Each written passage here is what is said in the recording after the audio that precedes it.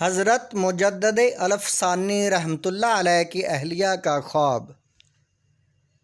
حضرت مجدد الف ثانی رحمۃ اللہ علیہ کی اہلیہ محترمہ نے جو زہرہ وقت تھی، اپنی نئی شادی کے ایام میں اپنے والد ماجد الحاج شیخ سلطان کو خواب میں دیکھا، جبکہ وہ فوت ہو چکے تھے، کہ وہ فرما رہے ہیں کہ میں ابھی حضور اکرم صلی اللہ علیہ وآلہ وسلم کی خدمت میں حاضر تھا۔ حضرت صلی اللہ علیہ وآلہ وسلم نے کاغذ پر خاص طور پر مہر ثبت کر کے تحریر فرمایا کہ میرے خاص صحابی 4 ہیں اور 5ویں شیخ احمد رحمۃ اللہ علیہ ہیں۔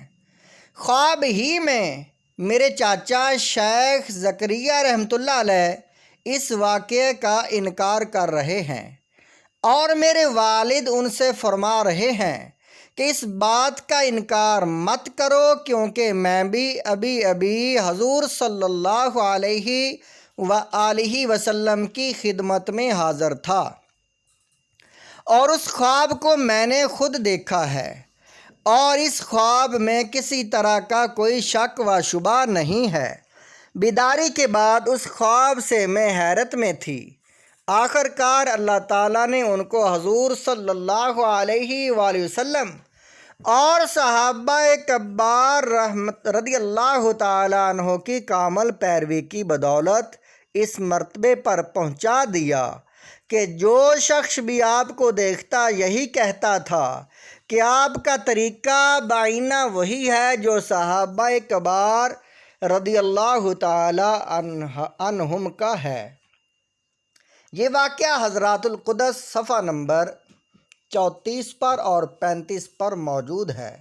یہ کتاب مولانا شیخ بدر الدین سرہندی رحمۃ اللہ علیہ کی لکھی ہوئی ہے۔ آپ جس کتاب سے یہ واقعہ سن رہے ہیں، اس کتاب کا نام ہے اصلاحی واقعات، جلد نمبر 4، صفحہ نمبر 129۔ خواب میں اللہ رب العزت کی زیارت۔ ابو یزید بسطامی رحمۃ اللہ علیہ فرماتے ہیں کہ میں نے حق تعالیٰ کو خواب میں دیکھا۔ عرض کیا کہ میں آپ کو کیوں کر پا سکتا ہوں؟ فرمایا اپنے نفس سے جدا ہو کر آ جا۔ اور حضرت احمد ابن خضرویہ رحمۃ اللہ علیہ فرماتے ہیں کہ میں نے اللہ رب العزت کو خواب میں دیکھا، مجھ سے فرمایا کہ اے احمد، سب لوگ مجھ سے کچھ مانگتے ہیں سوائے ابو یزید کے کہ وہ صرف میرا طالب ہے۔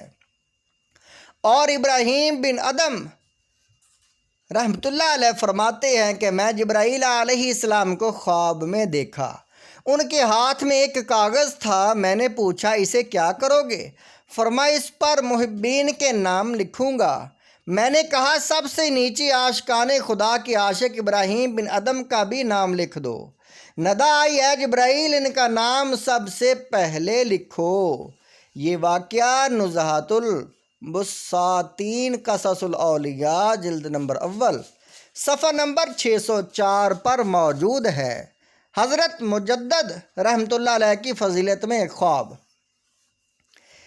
خواجہ محمد اشرف کابلی رحمۃ اللہ علیہ نے، جو آپ رحمۃ اللہ علیہ حضرت مجدد کے خاص معتقدین میں سے تھے اور اپنے وقت کے بہت بڑے فاضل تھے، بیان فرماتے تھے کہ ابتدا میں آپ کی خدمت میں ارادت و انابت کی غرض سے میں نے استخارہ کیا تو دیکھا کہ ایک وسیع اور مستح بیابان ہے اور ایک جماعت دوڑتی ہوئی ایک بزرگ کی زیارت کے لیے جا رہی ہے۔ میں بھی شوق کے ساتھ اس جماعت کی طرف گیا اور ان سے پوچھا کہ آپ لوگ کس بزرگ کی زیارت کو جا رہے ہیں؟ ان میں سے ایک نے کہا اے بے خبر، یہاں حضرت رسالت میں آپ صلی اللہ علیہ وآلہ وسلم تشریف رکھتے ہیں۔ یہ پرمسرت خبر سن کر مجھے بھی اشتیاق غالب ہوا اور خود کو اس مجمع میں پہنچا دیا۔ میں نے دیکھا کہ لوگ حلقہ بنا کر کھڑے ہوئے ہیں، اور جب ایک حلقہ پورا ہو گیا تو دوسرا حلقہ شروع ہوا، اور میں نے بڑی کوشش سے خود کو دوسرے حلقے میں پہنچایا۔ اسی اثناء میں لوگوں کا ہجوم بڑھ گیا۔ یہاں تک کہ تیسرا حلقہ بھی پورا ہو گیا۔ اس وقت مجھے خیال ہوا کہ ان لوگوں سے اچھی طرح تحقیق کر لینی چاہیے تاکہ اطمینان ہو جائے، اس لیے میں نے اس جماعت سے دوبارہ دریافت کیا کہ یہ سعی جو آپ لوگ کسی کی زیارت کے لیے کر رہے ہیں تو وہ بزرگ کون ہیں؟ سب نے متفق ہو کر کہا، تم کو ابھی تک معلوم نہیں کہ وہ حضرت رسالت مآب صلی اللہ علیہ وآلہ وسلم ہیں؟ پھر تو میرا اشتیاق اور بڑھ گیا اور میں اپنے قد کے چھوٹا ہونے کی وجہ سے بڑی کوشش سے پیر کے پنجوں پر کھڑا ہو کر دیکھنے لگا۔ جب میری نگاہ اس پر انوار چہرے مبارک پر پڑی تو میں نے دیکھا کہ وہ حضرت مجدد رحمۃ اللہ علیہ ہیں۔ میں نے اس جماعت سے کہا، یہ تو حضرت مجدد ہیں اور آپ لوگ فرما رہے تھے کہ وہ حضرت رسالت مآب صلی اللہ علیہ وسلم ہیں، لیکن پھر سب نے بالاتفاق کہا کہ نہیں، وہ تو حضرت رسالت مآب صلی اللہ علیہ وسلم ہیں۔ اس کے بعد میری آنکھ کھل گئی اور ایسی کیفیت مجھ پر طاری ہوئی کہ میں بے ہوش ہو گیا۔ جب میں بے ہوشی سے ہوش میں آیا تو مجھ پر گریہ طاری تھا۔ اس کے بعد میں حضرت مجدد رحمۃ اللہ علیہ کی خدمت میں عقیدت اور ارادت کے لیے حاضر ہوا۔ یہ واقعہ حضرات القدس صفحہ نمبر 42 پر موجود ہے۔ اس کتاب کے مصنف ہیں شیخ بدر الدین سرہندی۔